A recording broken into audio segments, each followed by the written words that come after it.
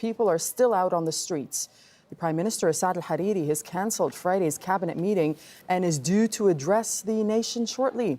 Let's speak to Habib Batta. He's an investigative journalist and blogger at Beirut Report. He's joining us from Beirut itself. Thanks very much for speaking to us. So as we wait to see what the Prime Minister has to say, perhaps in a couple of minutes' time, Habib, I know that you've been out and about on the streets of Beirut. You've been seeing what's going on. Just give us a sense of what you've seen and heard today. I mean, it's an extraordinary scene on the streets of Beirut. Just to get to this studio today, I had to go around maybe 20 fires, small fires, really big fires, tire burning, people just taking over the streets. I've never seen anything like that. Usually protests in Lebanon are in downtown in certain places. They're organized. These are completely people-led, it seems. There's no police around. There's no party flags. They're just blocking roads all over the country.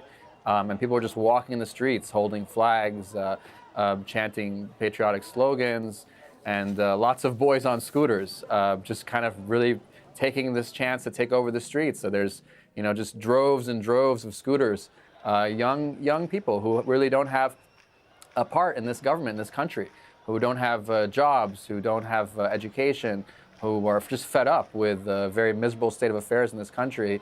It's very hard to live in Lebanon without electricity, without water, with constant pollution, now they're raising taxes. People are feeling very squeezed, and this thing with the WhatsApp, putting a tax on WhatsApp was kind of the last straw because WhatsApp was the only thing working in the country, some people say, was one of the few things that, poor kids and regular folks in Lebanon, rely on for their entertainment, for their communication. And so, the government is seen as really overstepping. And speaking of the government, as we wait for the Prime Minister to come out and speak, there are some demonstrators and some politicians as well, as you know, who are calling for his resignation. What do you expect him to say when he comes out? I mean, what are the options right now for Saad al-Hariri? It's hard to say, we never know to predict what happens with Saad al-Hariri. So many interesting things have happened in the past with his speeches. So he's tried to resign in the past. Will he do that again? I think there might be some idea that there must be something to salvage here. I mean, Lebanon is a broken system. Lebanon's a very broken and chaotic state, but it can always get worse. And without any kind of alternative system, alternative political system in this country, you're leaving us with a complete and utter void. As I said, Lebanon is very chaotic, but it can always get more chaotic. And today what I saw on the streets, 18-year-old boys running the streets, do people want to have that or a corrupt government? It's a very tough call. I think he probably may try to stay on. He may try to assure people. He may try to offer some kind of boon to the public. But this is not the case as it is in many Arab countries where you have one leader, one rule. Saad al-Hariri is just one of many leaders who rule Lebanon. So if he resigns or not, it's kind of irrelevant.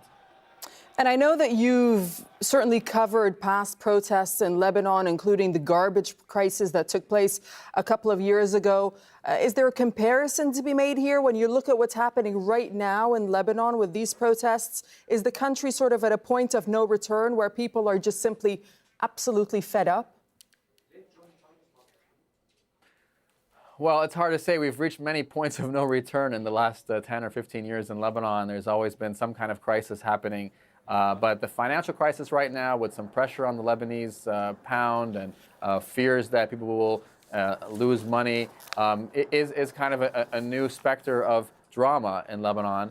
It does feel similar to the protests in 2015, 2016, but there's something different about it in that these happened so quickly.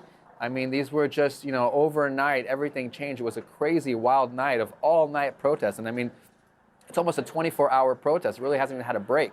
So the intensity, the anger on the streets is definitely a bit more, and also they're much more widespread this time. As I said, every small street in Lebanon, you have to go around. I've had to go the opposite way. It's very chaotic. It feels like a complete vacuum of law. Even though we have very little law in Lebanon, it can always feel worse. Okay. And so cars driving the wrong way on the highway, people, it just seems like hospitals, you can't get to a hospital. They're all blocked. There's fires burning in front of hospitals. So people can't really move, within 10 blocks of their house in some places, or even less. Okay, Habib Batta, we thank you very much for joining us from Beirut.